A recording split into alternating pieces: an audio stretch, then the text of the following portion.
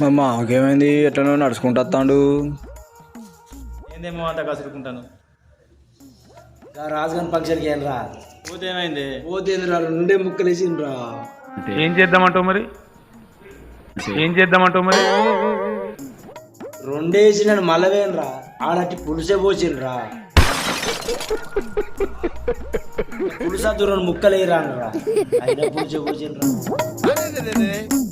Function కు నేను ఎవరు రమ్మన్నాడు, నువ్వు ఎందుకు వచ్చినవారు అన్నారు. పెద్ద మాట అన్నాడు సార్ ఆడు.